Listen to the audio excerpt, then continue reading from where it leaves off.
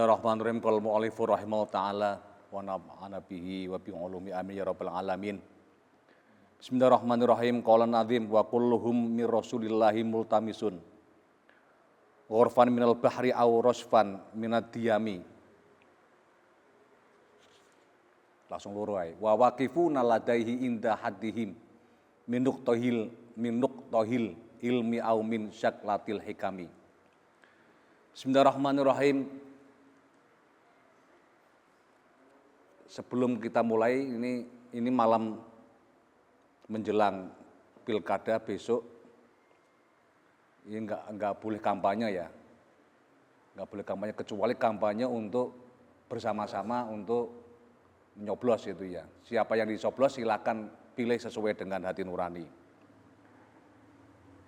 Nah ini jadi ya kalau yang minggu lalu itu kan kita selesai jam 7 gitu ya, karena ada bal-balan. Nah ini kan coblosnya kan besok, jadi nggak usah ngikuti bal-balan lah itu loh.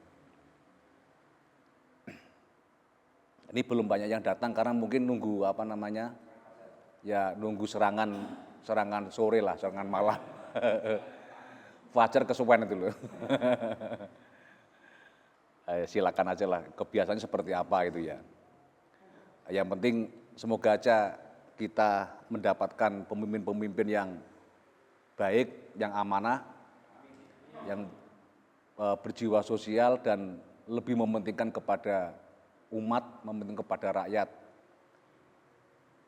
Ya, karena sekarang kita lihatlah hampir semua pemimpin kita mulai dari atas sampai bawah itu hampir semua kan mementingkan dirinya sendiri.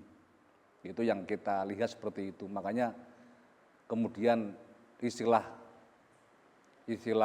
korupsi, istilah nepotisme itu jadi sangat luar biasa. Jadi nepotisme itu bukan karena itu saudara gitu ya. Saudara itu bisa juga tidak nepotisme ketika itu memang betul-betul untuk kepentingan bangsa negara. Meskipun bukan saudara, kenalan itu ya, teman. Tapi kepentingannya untuk bersama-sama korupsi itu ya, itu namanya nepotisme. Jadi mana nepotisme itu bukan persoalan saudara atau anak atau adik atau kakak atau apalah, tapi ya semua orang yang kemudian dekat yang akhirnya menjadikan orang-orang itu secara bersama-sama untuk korup itu ya nepotisme sebetulnya. Nah, termasuk orang-orang yang suka memecat atau memberhentikan mengeluarkan orang-orang yang tidak sepaham dengan apa yang dia lakukan itu ya. Itu juga termasuk nepotisme. Bismillahirrahmanirrahim. Wa kulluhum utawi sekabehane para nabi.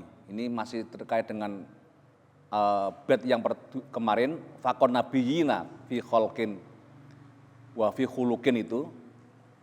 Maka wa kulluhum itu rujuknya ke domirnya itu merujuk kepada nabiyin. Wa kulluhum utawi sakabehane para nabi min rasulillahi saking Rasulullah iku multamisun ngalap. Jadi ngalap itu mengambil atau ya akhid ya, mengambil ngalap berkah ya, ngalap berkah itu berarti mengambil berkah. Jadi akhidun mengambil atau ngalap, akhidun manane. Ghurfan kelawan nyawuk minal bahri saking segara. Aurosfan utawa nyesep minadiyami saking udan.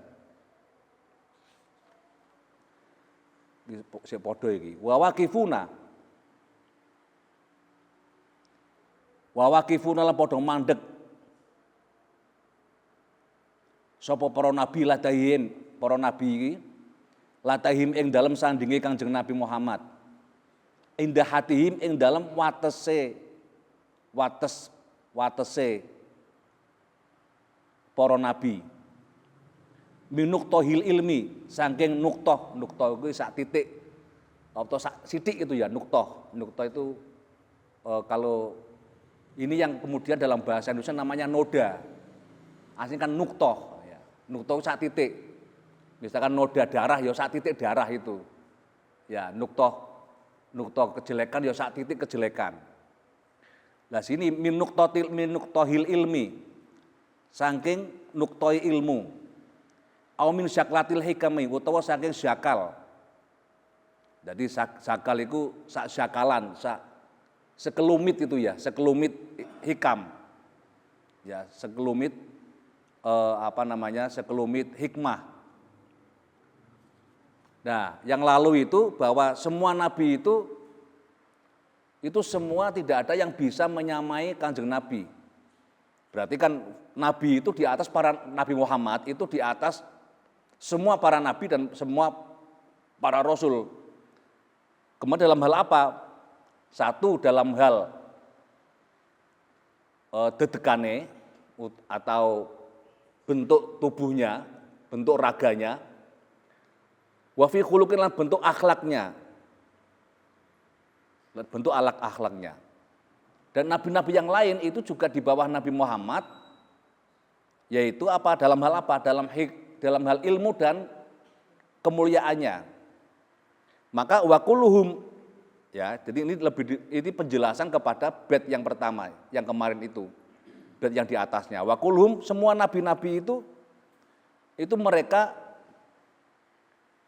mengambil, ya mereka mengambil atau memperoleh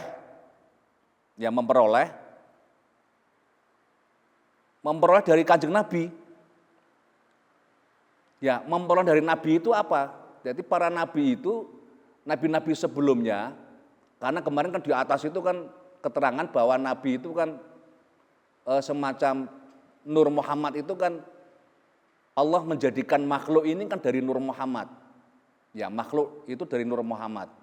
Karena itu ada makalah atau hadis atau apa itu ya. Laulaka Muhammad ma khalaqtun nas. Atau ma khalaqtul aflaq. Seandainya enggak ada Nur Muhammad, maka Allah itu tidak menciptakan ini cakrawala, ya cakrawala. Maka seluruh cakrawala itu kan tunduk pada Kanjeng Nabi. Yang disebut Atsaqalaini itu ya. Atsaqalaini ini dunia manusia dan dunia jin. Atau Fariqaini, kaum Arab maupun kaum Ajam itu ya. Itu seperti itu. Maka di sini karena itu nabi-nabi sebelum Kanjeng Nabi Muhammad, mulai Nabi Adam sampai terakhir itu ya, yang sebelum Nabi Muhammad, itu semua mengambil intisari dari Kanjeng Nabi. Dibandingkan dengan ilmunya Nabi itu mereka hanya diumpamakan ghorfan minal bahri. Jadi ilmunya Nabi itu sama dengan air di lautan, di samudra itu ya, di samudra. Ini yang biasa macam ngeruh kan, banyu sing samudra itu seperti apa, sebanyak apa gitu loh. Sebanyak apa itu apa namanya, laut di samudra. Lah, nabi yang lain itu bisa memiliki ilmunya Kanjeng Nabi yang sesamudra itu dengan cara apa? Hanya dia sak cawukan. Nyabuk. Jadi segini dibandingkan dengan samudranya. Berarti berapa persen itu ilmunya? Ya 0,0000 juta persen kan itu kan. Ya 000 sekian miliar persen. 0,0000 sekian itu ya. Terus itu ya. Ya, karena apa? Karena Nabi itulah yang memiliki seluruh ilmu-ilmu Allah. Ya, ilmu-ilmu Allah itu enggak terbatas kan. Nah, Nabi itu yang sama, ilmunya Allah itu ya Nabi Muhammad itu yang kemudian memiliki ilmu-ilmu yang diturunkan oleh Allah. Makanya ada istilah kita itu kalau mau mencari ilmunya Allah itu ya agak terbatas itu ya. Sebetulnya semua bisa kita lakukan. Kita nggak bisa merasa bahwa ilmu kita itu sudah sundul langit itu loh. Ilmu kita sudah pepek. Ilmu kita sudah sempurna. Mane nek ana bocah tekoni nyapa kok awakmu kok metu teko kuliah. Apa mau napa kok mau boyongan ning pondok? kabeh ilmune kiai ku tak susup. Wis tak cucup sak mbon-bonane gitu ya. Lamun gagal kuliah apamu wis ilmu dosen entek kabeh wis tak. Jadi makanya kemudian wis cukup S1 aja lah. Kuliah cukup S1 kenapa wis ilmu entek kabeh ilmune. Padahal masih ada S2, masih ada S3, masih S3 belum habis juga ilmu Allah itu. Karena itu ilmu Allah itu diumpamakan itu kulau kanal bahru midadali kalimati robbi lana fitul bahru qabla ang tafada ya kalimatu robbi walau jina bimitlihi madada. Jadi ilmunya Allah itu ya seperti samudra itu dikalikan sekian itu ya. Sekali lipat samudra itu enggak akan pernah habis. Makanya kita itu kalau belajar ilmu itu enggak akan pernah habis ilmu itu. Makanya dalam Islam itu orang belajar itu ya lifelong education itu ya. Jadi belajar itu ya selama hidup. Minal mahdi ilal lahdi. Jadi kita belajar itu ilal lahdi sampai di liang lahat pun kita masih belajar. Nah, hanya berbeda kalau di liang lahat itu gitu ya.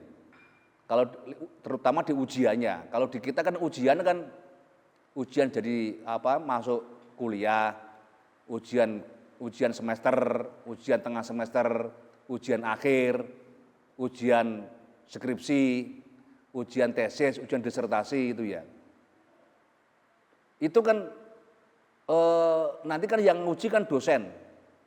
Yang nguji dosen itu ya. Atau guru lah yang nguji itu ya. Dan ujiannya itu soalnya belum diberitahu. Di kuburan itu nanti kalau kita meninggal, itu soalnya sudah dikasih tahu. Soalnya sudah dikasih tahu. Dan sekaligus jawabannya.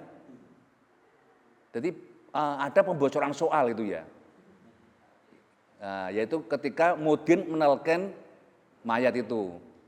Nanti akan datang ya kaya ruh-ruh mudin iku ya. Kaya wis mati-mati ya ngono lho. Jadi nanti nalkin kan sama. Orang itu kalau mengatakan sesuatu harus sudah pernah dilakukan itu ya. Lah berarti mudin itu berarti kan wong belum mati berarti enggak boleh itu ya. Karena nek wong gurung kaji kok nasihati budal haji atau wong mulai haji itu ya. Dan aam kan pantes tau wis tau rono itu loh. Ya apakah harus orang memberi nasihat fatwa tentang haji, memberi nasihat haji harus sudah haji? Belum pasti. Karena apa? Karena kadang-kadang orang mengantarkan mayat itu kan tidak harus jadi mayat dulu gitu ya. Contohnya bahwa mudin mau kuwi. Jadi soal dan jawabannya itu sudah dibocorkan oleh mudin. Engko nek teko dua malaikat mungkar dan nakir, nek teko imar robuka, waman nabiyuka, wama imamuka, kan gitu kan. Wah, terus mudin ngomong, engko jawaban kanthi tegas, kanthi mantep, Allah nabiku gitu ya. Apa? Allah Tuhanku, Muhammad nabiku, Quran imamku gitu ya. Nah, itu seperti itu, berarti kan soal dan jawaban sudah dikasihkan itu ya. Soal nang kono nek wong apik ya pertanyaane padha karo sing dibocorne. Tapi nek malaikate gemes krana sing tekoki kuwi haho-haho ya diwalik anune. Pertanyaane dirubah itu loh. Ya, muga-muga pertanyaan enggak ada perubahan itu loh. Dan itu kan belajar itu ya. Jadi talqin itu adalah belajar juga, masih belajar itu ya. Masih belajar. Ya, masih belajar. Karena masih belajar maka perlu dituntun ketika dia menghadapi malaikat mungkar dan nakir. Dan itu ada hadisnya. Ini hadis ya, hadis sahih yang mengatakan di Bukhari ada itu. Bahwa orang yang ketika meninggal nanti di kuburan itu nanti akan didatangi oleh dua malaikat. Ya, akan dua malaikat, mungkar dan nakir yang menanyai tentang tadi itu ya. Ya, mungkin ya caranya berbeda-beda, ada yang dibentak-bentak, ada yang dicoro teko iku yo halus itu ya. Karena malaikat dhewe kan mesti ngerti jawabane, nek wong kuwi memang soleh gitu ya. Tapi saya enggak ngerti kan yo gebuk pisan ae gitu loh. Nah, gebuk karo malaikat mungkar nakir, blok gitu ya. Dan pertanyaannya nanti dilanjutkan itu ya. Awakmu pernah maksiat enggak gitu ya. Awakmu pernah Covid po enggak gitu loh. Engko sing nakal-nakal iku sing biasa neng main jeneng saiki slot itu ya. Apakah kamu berjudi atau tidak kan itu kan. Kan ngono-ngono juga kan. Ngapusi apa gak gitu loh. Engko sing jenenge kuwi sing sering kuwi LC mangku purel ya. Purel, entek kok awakmu kena ait apa tidak kan itu. Jadi ya mungkin seperti itu juga kan pertanyaannya. Ya, nanti kan mengembang tergantung pada amal perbuatan kita. Jadi apakah malaikat nanti pertanyaan dengan datar, dengan halus atau dengan kasar itu ya sangat bergantung gitu ya. Apa kok matinya apa ya? Ngedrop, nge-lag gitu ya. Ya ini memang iki sinyal ini sing naik turun itu loh.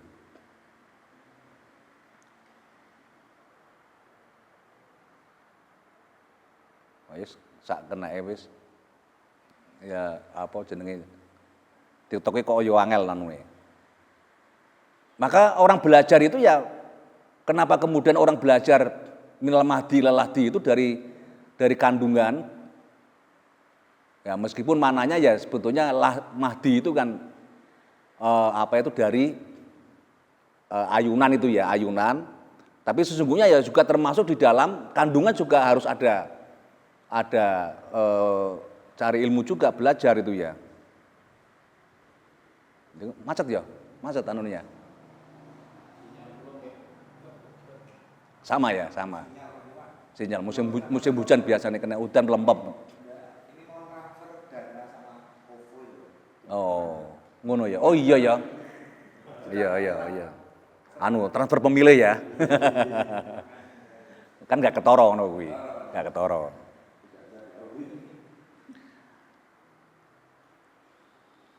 Nah, karenanya para nabi-nabi itu dalam konteks ilmu pengetahuan ya itu ya ghurfan minal bahri, mereka itu minal ilmi wal hikami itu sama. Jadi pengetahuan ilmunya para nabi sebelum Nabi Muhammad itu dibandingkan dengan Nabi Muhammad itu seperti cak cibuan, cibulah, cak cibuan ngene iki, nenge jenenge apa ngene? Cibu ya. Di cibuan gawe cibu, iki ini loh. Gawe tangan ngene loh. Cak cabuan. Ya, cak cabuan dibandingkan dengan samudra. Nah, coba. Karena itu meskipun kita itu misalkan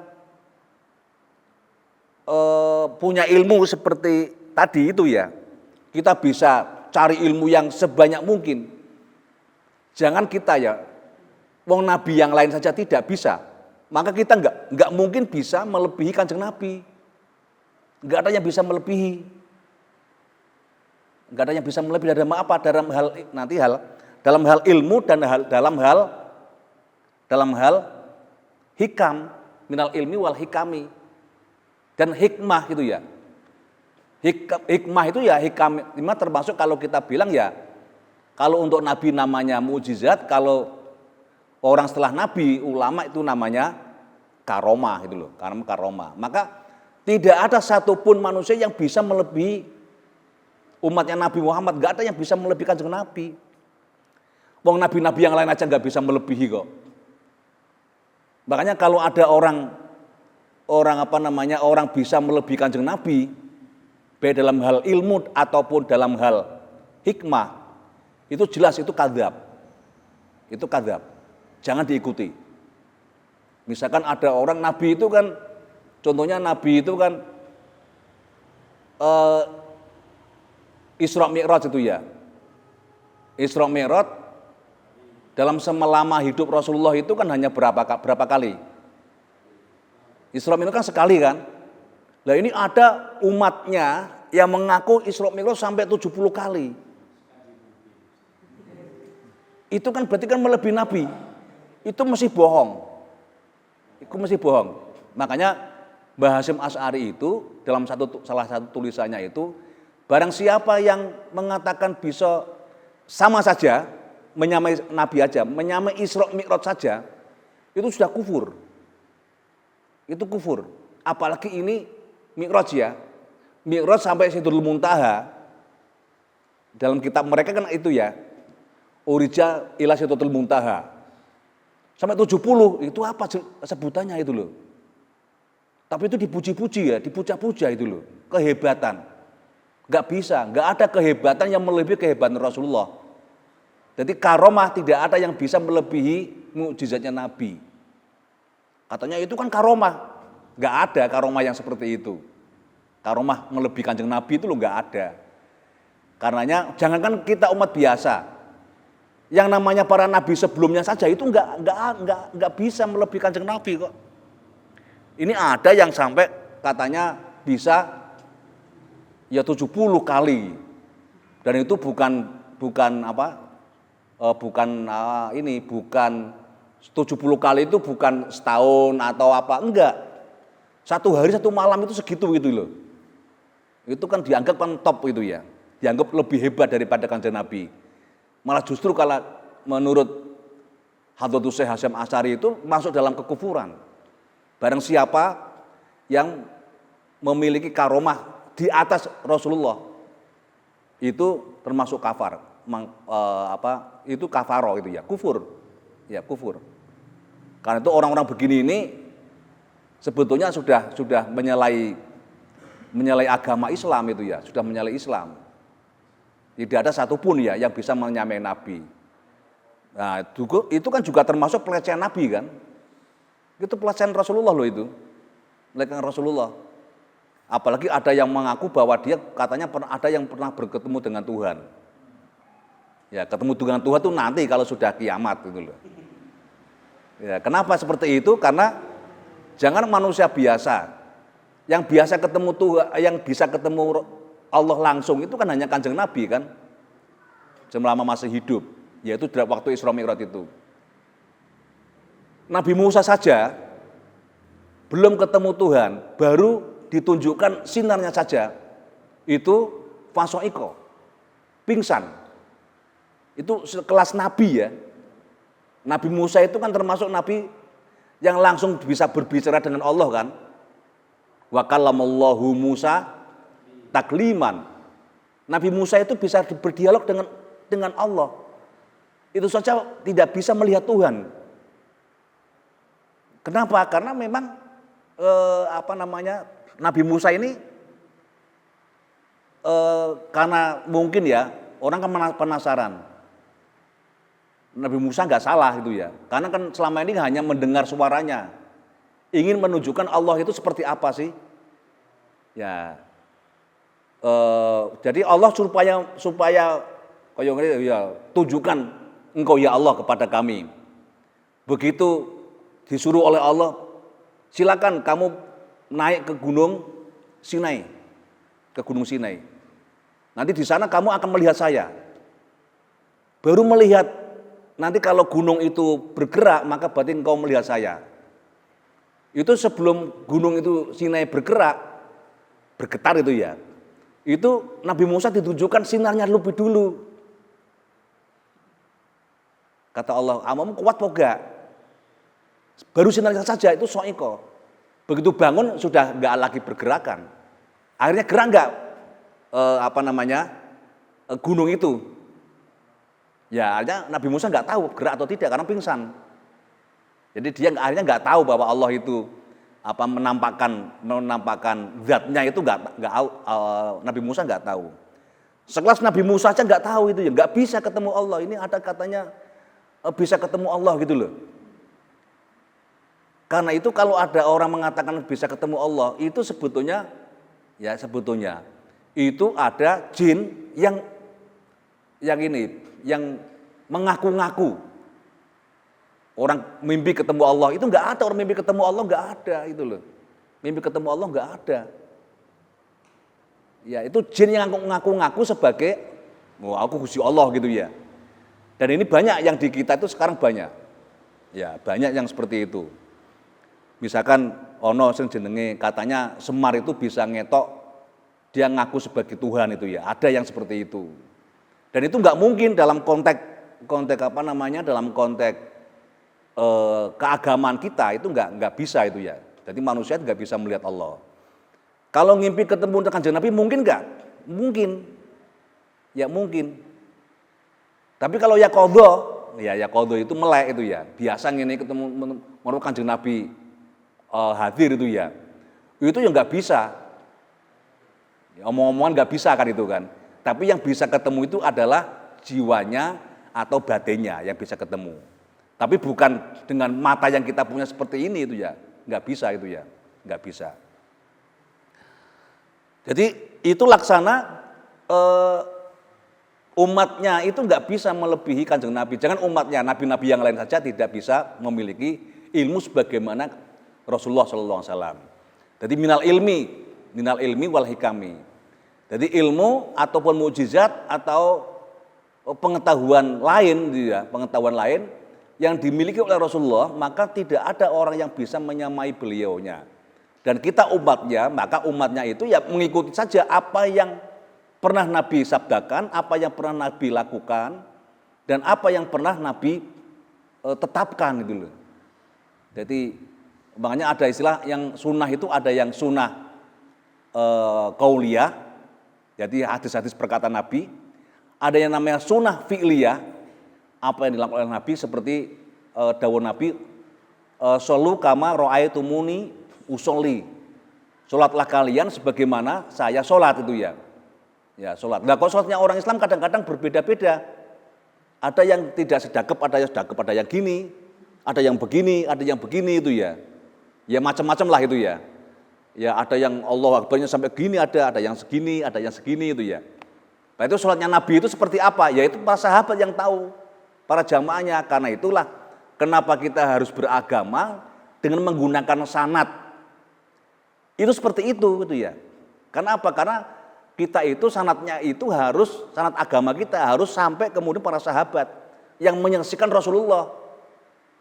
Nah kalau kita siapa yang sanad kita? Siapa yang sanad kita? Kan guru kita. Jadi makanya guru-guru ngaji itu pahalanya paling banyak. Nah guru ngaji dari siapa? Dari gurunya. Dari gurunya. Jadi kiainya belajar dengan siapa? Terus menerus sampai kemudian para sahabat. Itu dalam hal keagamaan begitu itu. Maka kenapa sanad itu jadi penting? Karena tanpa sanad kita itu nggak bisa melakukan sesuatu yang dilakukan oleh Rasulullah gitu ya. Dan tidak semua bisa kita yang dilakukan oleh Rasulullah. Tidak bisa, hanya kita bisa itu tentang sifat-sifatnya. Sifat-sifat Rasul seperti apa? Seperti yang ada pada hadis, misalkan cara duduk Kanjeng Nabi itu ya. Cara duduk, misalkan cara minum. Misalkan Nabi itu minumnya pakai apa gitu ya. Berdiri atau duduk. Nabi kencing itu berdiri atau duduk gitu ya. Nah, itulah yang kemudian berarti dulu ada sahabat nginceng gitu ya. Enggak, kalau itu ada hadisnya. Nabi itu kalau ada hadisnya. Makanya kenapa kita harus belajar, misalkan belajar agama itu nggak bisa kemudian kita langsung belajar hadis, langsung belajar Al-Quran langsung gitu ya. Itu nggak seperti itu, tapi juga yang dilakukan oleh para umatnya. Dan umat-umat inilah yang disebut sebagai para pewaris Nabi itu, para ulama. Makanya kita belajar ilmu agama itu harus ke ulama. Nggak usah ke ulama lah. Sekarang kan sudah ada Mbah Google itu ya. Sudah ada Syekh Google radhiyallahu anhu gitu ya. Saya Google itu bisa memberitahu, tapi dia tidak bisa membuat praktek sholatnya seperti apa. Sebagaimana Kanjeng Nabi itu ya. Tarawih juga seperti itu. Nabi itu tarawih itu nggak pernah full sebulan penuh, nggak pernah. Kenapa sekarang kok sebulan full penuh? Karena kita mengikuti para sahabat. Karena pada zaman Nabi itu ditanya para sahabat, kenapa dulu Nabi nggak pernah sholat tarawih 30 hari penuh atau sebulan penuh bulan puasa, karena Nabi khawatir itu nanti menjadi wajib gitu loh, nanti menjadi wajib. Ya, makanya ada yang melihat misalkan ketika Nabi sholat tarawih itu ada yang di masjid, ada yang melihat Nabi itu tarawih cuma 8. Kemudian diteruskan di rumah sampai 20, 8 tambah 12 itu ya, 20, ada seperti itu. Jadi kemudian ada yang tarawih 8, ada yang tarawih 20. Itu kan apa yang dilihat oleh orang itu kan berbeda-beda mananya. Sama dengan sholat itu, Nabi ketika sholat jamaahnya kan di belakang persis atau di belakang jauh gitu ya. Itu kan berbeda penglihatannya. Di belakang persis sama dengan di sisi kanan atau sisi kiri itu juga berbeda itu loh. Makanya kadang-kadang Rasulullah itu kan mungkin ya dulu ketika Nabi itu kadang-kadang begini, kadang-kadang juga seperti ini. Nanti kalau saudara itu ini Am yang sudah tahu sana ya.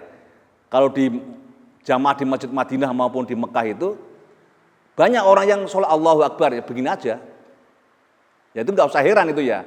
Banyak muncullah yang disebut sebagai ulama-ulama madhab itu loh. Semua ada hadisnya, semua ada dalilnya itu loh. Ada yang begini, ada yang begini, ada yang begini, macam-macamnya itu karena penglihatan orang itu kemudian orang memaknai, para sahabat itu memaknai berbeda-beda antara satu dengan yang lain. Tinggal dia nanti ilmunya itu dari sanad yang mana, sanad yang mana. Ya dan itu dalam konteks seperti itu sebetulnya tidak perlu ada yang menyalahkan itu ya. Tidak perlu ada yang menyalahkan. Bahkan bacaan Al-Qur'an pun itu ya. Kalau kita lihat bacaan Al-Qur'an itu kan sebagaimana bacaan Rasulullah. Makanya kita membaca Al-Qur'an itu baik nuskohnya atau naskahnya Al-Qur'an, ya tulisannya Al-Qur'an, maupun bacaan Al-Qur'annya itu harus punya sanad juga. Yang kita pahami misalkan Al-Qur'an yang kita baca itu Quran apa namanya? Jadi Quran Utsmani. Jadi Utsmani. Quran Utsmani itu berarti kan Al-Qur'an yang sudah disatukan pada waktu itu dengan tulisan Arab ya, Arab Makkah, Madinah. Arab Madinah pada waktu itu tulisannya itu pada waktu itu ya tulisan yang ada di situ gitu ya. Tapi kemudian kan demikian juga bacaannya ya seperti itu gitu ya. Tapi kemudian ketika Al-Qur'an itu dibaca oleh orang non-Arab yang lesannya berbeda-beda, maka ya ada banyak kemudian yang disebut sebagai qiraatus sab'ah yang diakui karena qiraatus sab'ah itu kan qiraah yang memang dibacakan dan qiraatus sab'ah itu dalam sejarahnya itu pernah dibacakan di hadapan Rasulullah dan Nabi nggak pernah menyalahkan. Ya, Nabi nggak pernah menyalahkan. Karena memang pada waktu itu kan wilayahnya kekuasaan Nabi Muhammad kan belum seluas sekarang itu ya. Jadi Nabi Muhammad itu ya baru di Madinah, kemudian Mekah, mana lagi? Sam sudah dikuasai belum? Zaman Nabi itu? Belum ya? Ya baru kan sekitar Mekah itu gitu ya, sekitar Mekah Madinah, maka bacaan orang Arab saja itu berbeda-beda dengan tujuh itu meskipun sudah juga ada orang-orang Parsi yang sudah datang yang ikut hijrah. Misalkan ada namanya Salman Al-Farisi itu ya, itu kan orang Parsi, Al-Farisi Farsi itu ya. Jadi orang Iran pada waktu itu. Sehingga bacaan Quran juga berbeda karena beberapa lahjahnya itu ya. Lahjahnya orang-orang Arab pun berbeda-beda yang pakai bahasa Arab itu ya, apalagi orang Jawa itu ya. Seandainya dulu ada orang Jawa zaman Nabi orang Tulungagung misalkan, pada waktu zaman Nabi kok sudah nyampe ke Madinah pada waktu itu masih ada Nabi hidup, mungkin Nabi juga mengiyakan bacaan orang Tulungagung. Alhamdulillahirabbil alamin. Kan ngain itu ya. Ain itu jadi ngalamin. Namanya kan ngali, bukan ali-ngali. Kemudian apa? Ya kan gitu-gitu. Nanti orang Sunda, orang Didin misalkan bacanya Al-Fatihah gitu. Al-Fatihah. Mungkin juga bisa diinikan karena orang Arab itu misalkan pa itu nggak bisa juga. Pa itu jadi apa bacaannya? Papa. Gak bisa orang Arab pa nggak bisa. Jadi apa? Ba. Orang Arab dewe nggak bisa, pa itu nggak bisa, p itu nggak bisa ba. Misalkan papa itu ya, yang kesana kan baba. Ya baba siapa? Baba Ali. Makanya namanya Ali Baba gitu ya. Ali Baba itu papa sebetulnya. Iya. itu ba itu ya. Nanti orang Arab kalau misalkan tolong saya dijemput itu ya, apa jadinya? Ya, saya dijemput itu kalau orang Arab nggak bisa, P itu nggak bisa itu ya. Nah makanya lahja berbeda-beda itu ya. Makanya ada istilah misalkan ada majreha, patutnya kan majroha, tapi bacanya majreha. Misalkan bacaan kulhu ada juga, kufuan, ada baca yang kufa, ada yang kuf'an. Ya, itu macam-macam bacaan orang mereka karena ada yang tidak bisa baca huruf yang sama. Misalkan orang Mesir, J itu nggak bisa. J itu nggak bisa. Misalkan al-jami'ah nggak bisa. Mesti al-gami'ah. Jadi J jadi G. C jadi G, ga. Ya, ga. Makanya bahasa Arabnya onta apa? Jamal. Nanti dalam bahasa Inggris itu enggak Jamal, apa? Camel, camel itu ya, camel itu G pakai G itu ya, pakai G gamel, jajan, gagan itu ya, jujur, gugur itu ya. Nah, itulah lidah orang itu seperti itu. Makanya semua bacaan dalam Al-Quran itu tentang bacaan Arab itu enggak bisa sama gitu ya. Itulah yang kemudian kita ada yang disebut sebagai ilmu qiraah gitu loh, ilmu qiraah. Yang itu sekarang dikembangkan oleh yang disebut di dalam Nahdlatul Ulama namanya Jami'ul Qura' wal Hufat. Itu bisa bacaannya itu minimal mirip dengan bacaan asli orang Hijaz. Jadi lesannya Hijaz. Makanya kori-kori Indonesia itu banyak yang juara internasional ketika mereka ikut MTQ, Musabaqah Qiraatul Quran. Ya, kenapa? Karena lajahnya yang digunakan itu adalah lajah asli Hijazi. Misalkan Mu'amar itu ya. Ya, Mu'amar. Mu'amar itu lajahnya itu ya dianggap oleh orang Timur Tengah, orang Arab itu sudah lajah Arab. Lajah Arab. Ya, lajah Arab dan itu makanya dianggap fasih betul itu ya kalau kori-kori dari Indonesia. Di samping juga ada langgam orang Indonesia itu memang yang berbeda, yaitu langgam apa? Cengkok. Orang Indonesia itu lidahnya itu punya cengkok. Kenapa? Biasa dangdutan itu loh.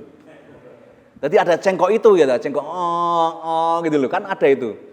Jadi cengkoknya naik turun itu kan ada itu ya. Ya, cengkoknya itu muncul di situ itu. Makanya kalau misalkan bot itu ya, bot, walau bolin itu ya, itu tidak semua orang bisa walau bolin, karena itu Nabi pernah mengatakan ana afsahu bidzot, ya bidzot, jadi dzot dengan bot itu berbeda, dan orang Nusantara, orang Jawa, Nusantara ini, orang Indonesia, itu bisa mengucapkan bot dengan mirip dengan ucapan Kanjeng Nabi. Jadi kalau Nabi itu bot itu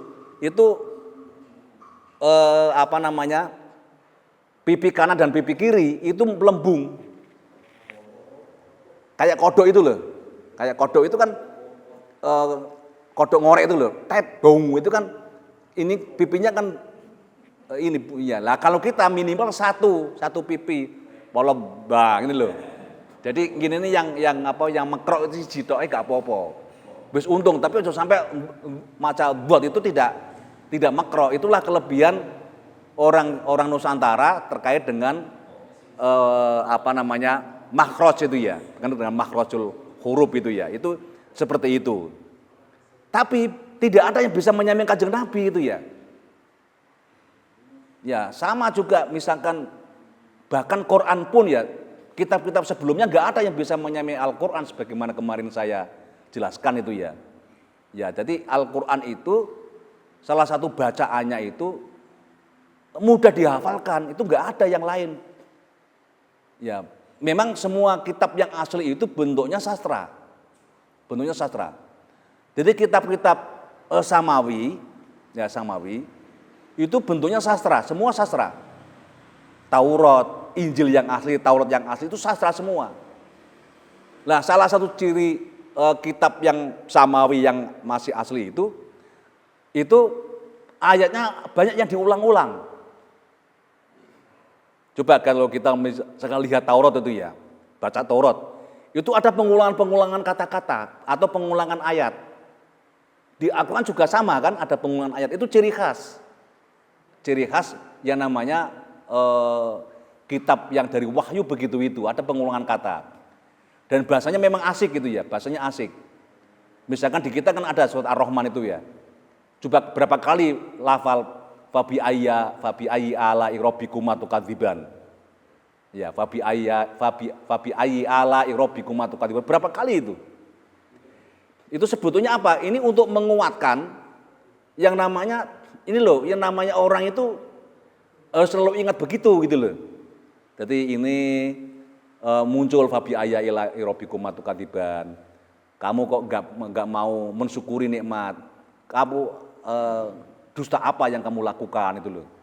Dusta apa yang kamu lakukan? Bersyukurlah kamu sudah diberi nyawa. Fabi ayyi ala rabbikum tukadziban. Kamu sudah diberi rezeki. Fabi ayyi ala rabbikum tukadziban. Kamu sudah diberi nafas yang tidak bayar itu ya, oksigennya. Itu fabi ayyi ala rabbikum tukadziban. Dengan begitu maka sebetulnya tidak ada karya pun, apalagi karya setelah Al-Quran itu sama dengan Al-Quran. Bahkan suatu saat ada yang namanya nabi palsu itu, Musailamah Al-Kadzab itu mau membuat ayat Al-Quran yang kan Al-Quran kan ditantang, nantang Al-Quran. Silakan kamu buat satu ayat saja, satu surat saja, sama persis dengan Al-Quran. Maka Musailamah Al-Kadzab itu meniru surat Al-Fil. Ya, Al-Fil, suratnya apa? Al-Fil itu loh. Alam taro kaifa fa'ala rabbika bi ashabil fil. Ya. Nah, ini anak namanya Musailamah Al-Kadzab membuat surat Ad-Diba. Diba itu kodok. Jadi dan itu enggak ada mananya apa-apa. Ya kodok aroait apa? Alam taro kaifa diba itu ya. Apakah kamu tidak tahu bagaimana diba itu kodok itu diciptakan itu ya? Kamu tidak tahu, kan itu kan alam taro kaifa rabbika bil fil itu ya. Kamu tidak tahu kan apa yang kamu lakukan, apakah kamu tidak tahu tentang ashabul fil itu ya, orang-orang tentara Bolokurawana, tentara gajah itu ya. Alamnya ja'al kaidahum fi tadlil. Wa arsala alaihim tayran ababil tarmihim. Nah itu Musailamah Al-Kadzab itu ya mau meniru ayat surat itu gitu ya. Kan justru diketawakan banyak orang pada waktu itu. Kenapa? Karena secara sastra itu enggak mengena, secara makna juga enggak mengena. Apa artinya kodok itu? Dibda itu apa itu ya? Dibda itu apa? Kodok itu apa? Kodok. Mau jawab bisa. Kodok ngorek neng pinggir kali. Itu kan mainan itu ya. Mainan, tapi kenapa kok disebut gajah? Karena gajah itu di situ pasukan yang sangat besar, peristiwa besar. Yaitu peristiwa apa? Peristiwa lahirnya Kanjeng Nabi. Dengan itu gitu ya. Banyak Nabi itu lahir tahun gajah. Karena dulu kan orang Arab kan nggak ngerti tahun ya, tapi ngerti bulan itu ya. Hanya tahu bulan tapi nggak ngerti tahun-tahunnya nggak ada. Makanya ketika Nabi lahir itu tahunnya tahun gajah. Kalau tahun Masehinya ada 571. Tapi tahun Hijrah kan belum ada pada waktu itu. Tahun Hijrah itu dimulai setelah Nabi hijrah, yaitu ketika Rasulullah umur berapa itu? Ketika Rasul 51. Umur 50, Rasulullah umur 50. Itulah hitungan tahun Hijriah, Rasulullah umur 50. Jadi karena itu Nabi itu ya tahun hijrah, lahirnya itu tahun gajah. Makanya gajah itu ada peristiwa memang, yaitu pasukan yang dipimpin oleh Raja Yaman pada waktu itu. Yaitu pasukan namanya pasukan Abraha. Abraha itu rajanya namanya Abraha. Jadi Abroha. Ya Abroha itu dari Yaman yang menyerang ke Mekah, Ka'bah itu. Tapi gajahnya itu dari mana? Mungkin dari India atau dari Ethiopia itu ya, gajahnya itu. Gajahnya gede-gede, gajahnya itu besar-besar pada waktu itu. Karenanya itu nggak mungkin orang akan bisa membuat sama dengan Al-Quran, baik dari sisi tulisannya, sisi sastranya, ataupun sisi maknanya, nggak mungkin bisa mereka. Ditantang oleh Allah kan, meskipun kamu itu silakan kamu kerjasama dengan para jin itu ya, dengan para jin nggak bisa itu ya. Malaikat saja nggak bisa. Wong malaikat itu hanya menyampaikan kepada Nabi Muhammad terkait Al-Quran itu. Nabi Muhammad itulah yang akhirnya bahwa sesungguhnya wa quluhum min rasulillah multamisun itu ghurfan minal bahri au rosfan. Jadi ilmunya manusia yang lain itu paling ya kalau Nabi saja itu cuman sak cabukan ya. Kita tuh paling ya sak apa jenenge? Gak tetes mesti akeh. Sak anu lho, sak seret itu lho, apa jenenge? Ya sak usapan apalah, ya segini tok wis sak tul itu lho. Sak tul. Sak nuktoh mawi lho. Sak nuktoh sak titik.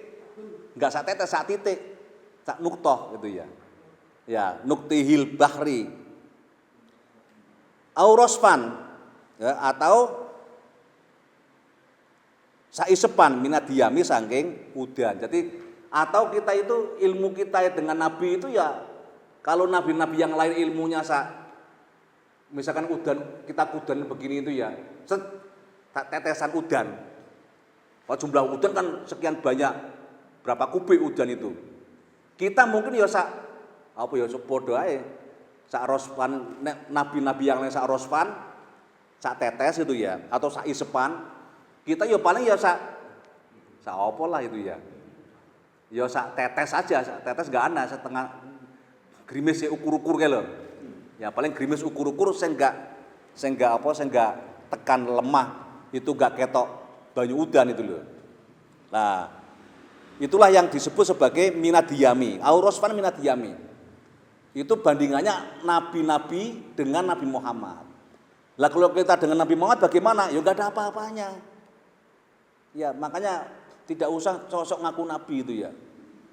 Dan sekarang kan dulu kan banyak itu yang ngaku nabi. Sekarang katanya masih ada ya. Sekarang masih ada itu.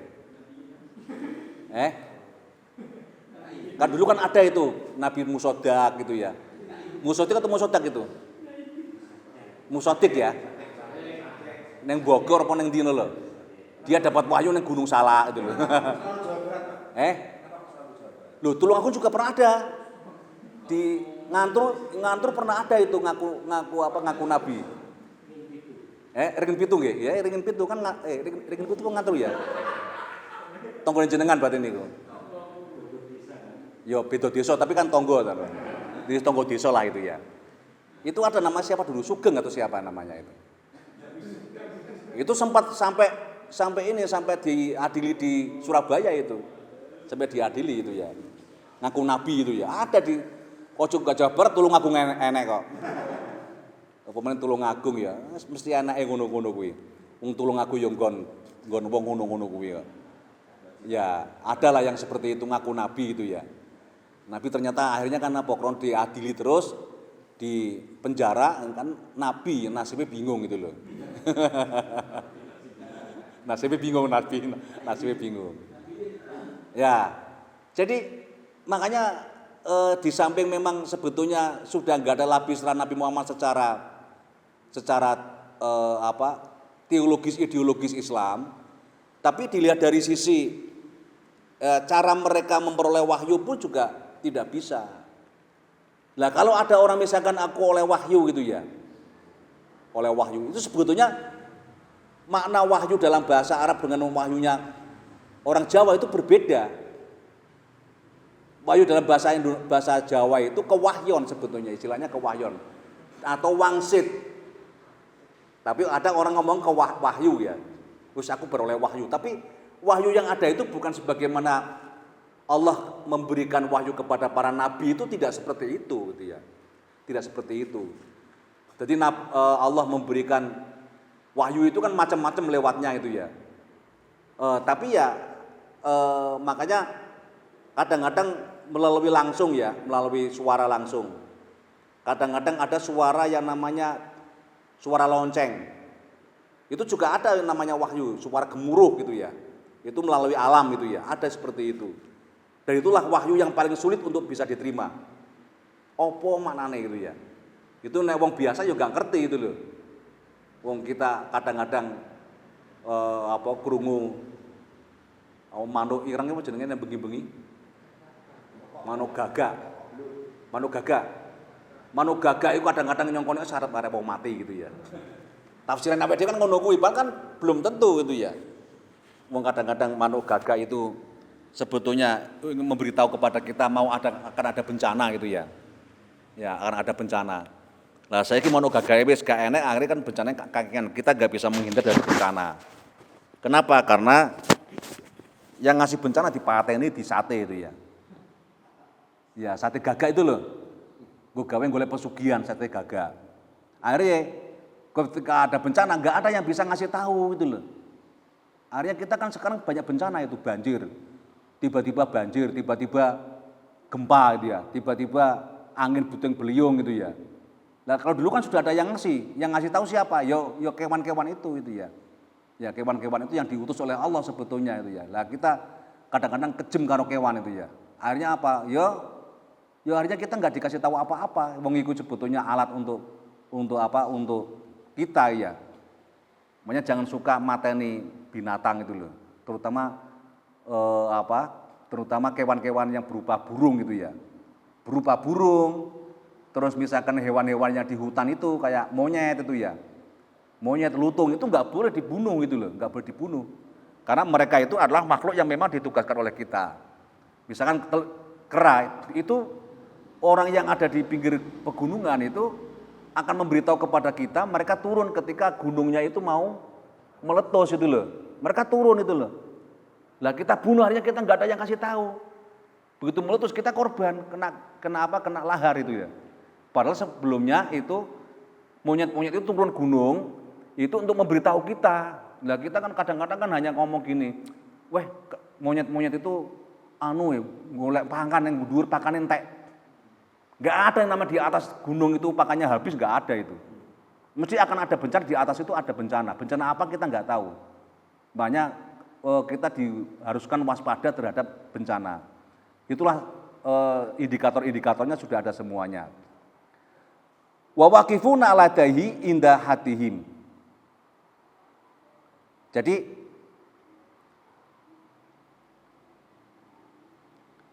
mereka para nabi itu ya berhenti indah hatihim dalam batas-batas tertentu.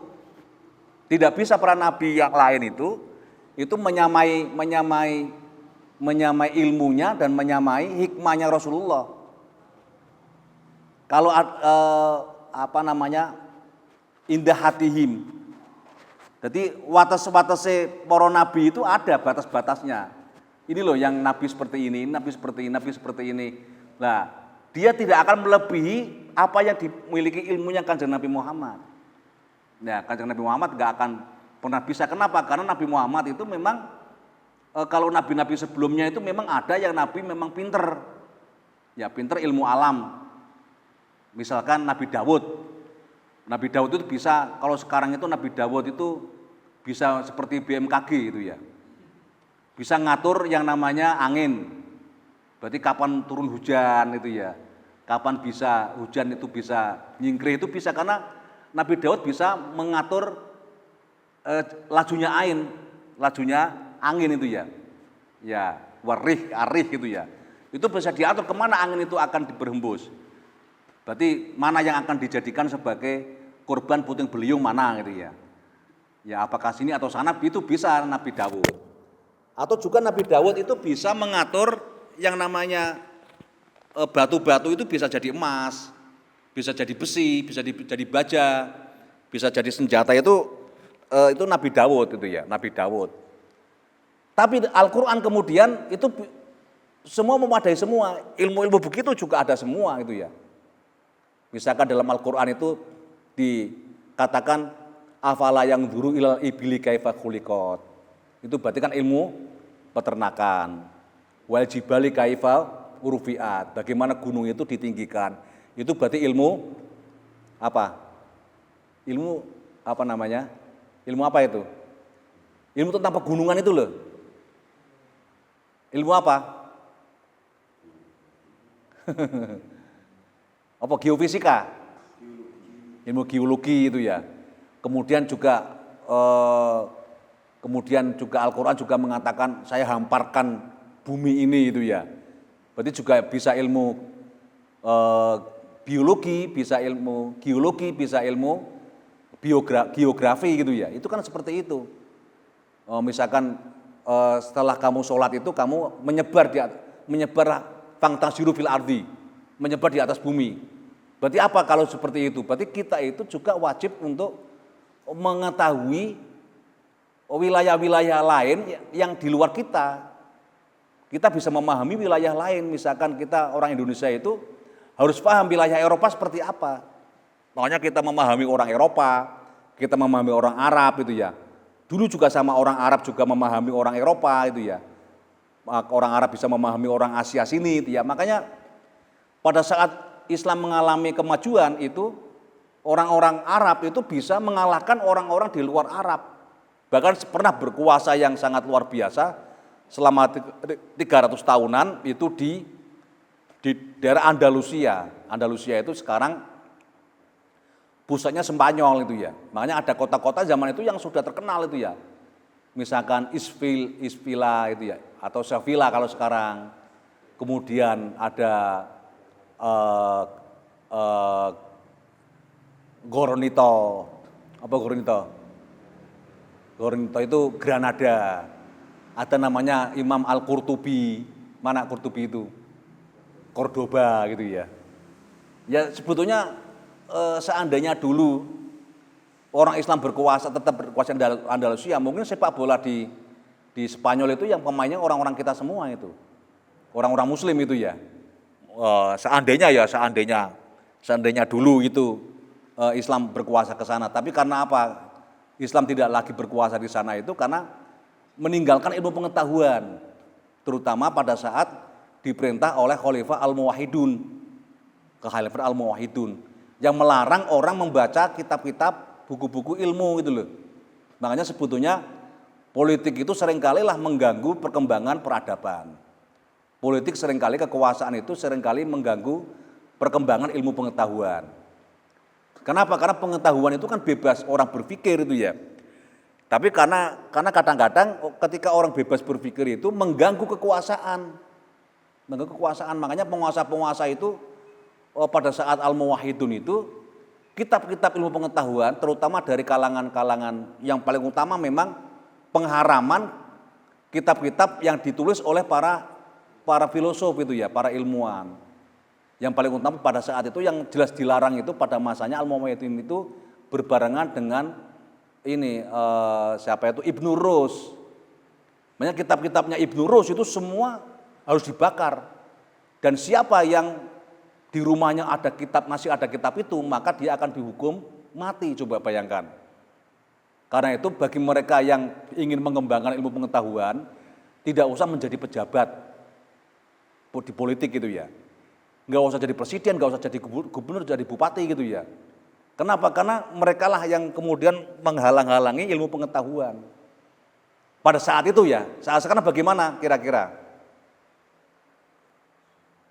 Kira-kira nggak jauh berbeda itu ya. Kira-kira nggak jauh berbeda. Karena itu sekarang ya dirubah bukan jabatannya dirubah, tapi SDM para pejabat itulah yang harus dirubah. Mereka jadi pejabat itu misalkan ketika mereka menjabat, dia kan sudah bersumpah kan? Bersumpah. Tidak melaksanakan sumpahnya saja itu dia sudah berdosa itu ya. Jadi sudah berdosa itulah. Makanya kalau ingin jadi pejabat itu belajar tasawuf dulu gitu ya. Tata dulu hatinya. Ya sebelum dia menjadi pejabat. Makanya seseorang sebelum menjadi bupati, mestinya sebelumnya itu harus di briefing atau di apalah itu ya, digembleng dulu gitu ya, secara agama, secara sufi gitu ya, biar bersih betul itu ya. Cuman kemudian sekarang itu Kalau orang itu gemblengannya itu agamanya bagus, susah sekali kita mencari orang yang bisa maju di pilkada, baik pilbub maupun pilgub itu susah. Kenapa? Nggak punya uang yang begitu-begitu gitu ya. Nah sekarang cari orang yang bagus bagaimana? Ya nanti nunggu ketika masyarakat kita itu terdidik, kemudian masyarakat kita itu nggak bisa ini ngomong masih malam coblosan, belum coblosan ya, nggak mau diberi amplop dengan disuap begitu itu nggak mau. Bukan karena apa-apa, karena memang kita ingin mencari pemimpin yang berkualitas gitu loh, pemimpin yang berkualitas. Sehingga ketika pemilihan begitu itu, yang namanya uang serangan fajar, serangan malam, serangan pagi, serangan malam, serangan siang, nggak ada yang mau. Kenapa mereka menggunakan uang untuk pemilihan pilkada? Karena masih ada yang mau. Jadi nggak bisa disalahkan seseorang juga sebetulnya. Sama juga misalkan jenenge bakul soto itu ada nggak bakul soto? Kenapa bakul soto itu kok ono bakul soto? Mergane enek wong sing tuku soto. Lah ngono gitu. Seandainya nggak ada orang tuku soto, misalkan, ono nggak bakul soto? Nggak ada, kan nggak ada begitu kan? Ya kenapa kok ada orang yang punya soto? Karena orang itu ada bakul sotonya, maka orang mau makan soto gitu loh. Jadi ya dua-duanya sebetulnya salah. Jadi yang disuap dan yang menyuap sama-sama salahnya. Makanya ada istilah ar-rosi wal murtasi finnar. Jadi al-murtasi itu penyuap, wal murtasi yang disuap itu sama-sama haram enggak haram, tapi langsung neraka. Karena begitu bahasanya apa? Ar-rosi wal murtasi finnar. Itu enggak ada hukumnya, dosanya apa? Enggak ada dosa. Dosa kecil atau dosa besar enggak ada, tapi ancamannya adalah neraka. Makanya ini pemilu begini ini banyak menjadikan orang masuk neraka gitu loh. Makanya saya sesungguhnya nggak terlalu sepakat kalau model pemilu begini ini itu ya. Ini model Amerika itu ya. Model Amerika, model negara barat. Nah, karena itu ya sesungguhnya kita nggak bisa mencari pemimpin yang berkualitas. Kenapa? Karena yang jadi itu adalah mereka yang punya suara terbanyak. Nek wong Jawa ngomong itu kan asu gede menang kerai. Asu gede menang kerai. Berarti nek akeh-akeh suara berarti kan sing api itu loh. Jadi baik atau tidak baik itu ditunjukkan dengan banyak atau sedikitnya yang memilih. Makanya wong sing akeh pemilih itu adalah dianggap orang baik. Padahal kan justru wong sing akeh pemilih iku kan sing wong elek iku sing gampang luru kanca. Misalkan sampean ngaji ngono ya, golek kanca angel gampang, kon ngakon ngaji. Angel. Tapi jajal sampean golek kanca sing ayo ngombe-ngombenan yo. Ayo mendem yo. Mesti wakil sing gelem. Luwih gampang itu ya, luwih gampang. Ya ayo jenenge iku, ayo korupsi. Mesti wakil koncone itu loh. Tapi jajal, ayo saya resik-resikan ayo, gak enak yang gelem. Karena itu biasanya orang yang paling banyak kawannya itu adalah orang yang begitu-begitu. Lucunya kok welek tapi kok akeh pengikutnya, akeh fannya itu ya. Ya memang begitu itu, rumus di dunia seperti itu. Orang akan mudah diajak untuk kejahatan dibandingkan dengan diajak untuk kebaikan. Jadi para nabi yang lain itu nggak ada yang bisa menyamai nabi, mendekati saja tidak. Indah hatihim itu ya, indah hatihim itu menyamai saja tidak, itu nggak bisa itu ya. Ya, karena ada batasan-batasan tertentu yang tidak sama. Misalkan dalam hal wahyu gitu ya. Apalagi kita ya. Wahyu itu terkait dengan apa sebetulnya? Wahyu itu dengan kesiapan hati kita, wahyu itu. Dan kita itu gitu ya. Ada yang memang diberi hati, diberi jiwa yang bisa menerima informasi wahyu. Tapi ada yang tidak, yang dalam filsafat namanya disebut sebagai akal mustafat. Akal mustafat itu akal yang bisa menerima informasi-informasi yang sangat halus gitu ya, yang sangat halus. Kalau akal mustafat, suara itu bisa dibedakan mana suara demit, mana suara jin, mana suara malaikat, mana suara yang langsung dari Allah, itu bisa membedakan. Lah kalau kita itu hati kita itu bisa, akal kita atau hati ya, akal hati kita, kolbu kita itu kemudian kita latih, kemudian kita bentuk supaya kita bisa mengetahui hal-hal yang bersifat halus. Ya boleh jadi itu kita nggak bisa membedakan mana suara yang hak itu ya, dan mana suara yang batil. Kita nggak bisa membedakan. Itu. Karena apa? Kadang-kadang namanya jin itu kadang-kadang memerintahkan sesuatu yang baik. Disangkanya kita itu, itu api. Nah, itu api. Makanya disangkanya itu adalah malaikat. Padahal bukan itu loh. Padahal itu jin. Makanya kemudian kita tergelincir oleh itu. Kita bisa membedakan lah. Lah Nabi itu kan sudah banyak dilatih, bukan hanya dilatih ya, memang sejak awal dibekali oleh Allah dengan begitu ya, maka nggak boleh orang itu meri itu nggak boleh, yang punya fadilah, yang punya kelebihan sesuatu itu nggak bisa diirani. Misalkan orang langsung bisa merasakan, bisa membedakan antara ini suara halus ini suara jin atau suara malaikat atau suara setan itu ya. Itu orang bisa membedakan, orang begitu itu. Ada yang bisa seperti itu. Tapi ada yang nggak bisa membedakan. Maka kita nggak bisa kemudian iri hati kepada orang itu, karena itu adalah termasuk ilmu pemberian, yang disebut sebagai given ya, dalam bahasa kerennya itu given atau wahbiyah. Wahbiyah itu pemberian itu ya, bukan kasbiyah, bukan diupayakan, bukan kasbiyahnya, tapi given itu berbeda dengan kasbiyah. Tapi orang-orang dengan menggunakan kasbiyah bisa enggak sama dengan orang yang wahbiyah? Bisa, tapi tidak bisa sehebat yang wahbiyah ini. Karena kan dikehendaki oleh Allah.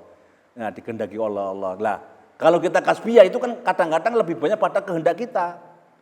Makanya ketika kita bisa mendengar sesuatu, kita bisa melihat sesuatu yang halus itu ya, barang-barang yang halus, maka kadang-kadang kita nggak bisa membedakan ini hak atau tidak.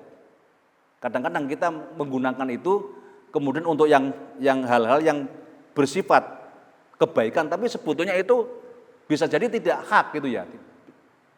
Jangan-jangan itu jin yang kemudian menjelontrongkan kita.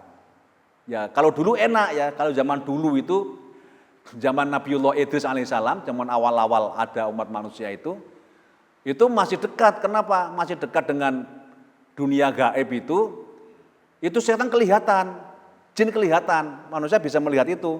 Karena manusia itu masih banyak jiwa halusnya masih tinggi. Karena baru saja turun dari surga. Kenapa dari surga? Karena dulu manusia itu di surga itu hidup bersama kan, hidup bersama dengan malaikat, hidup bersama dengan iblis itu ya.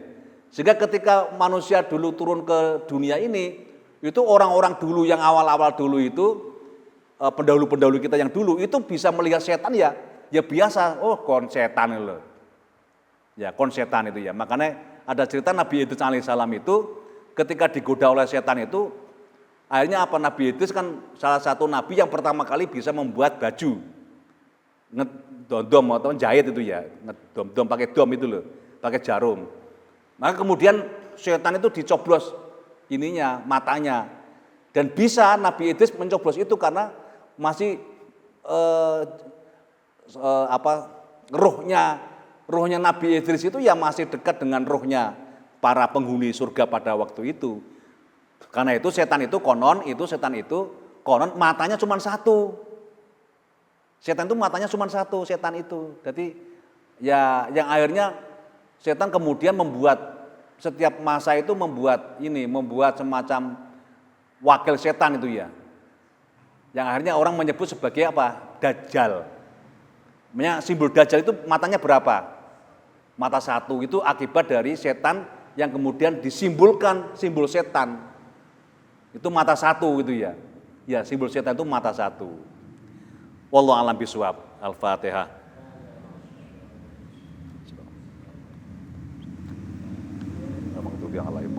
Amin.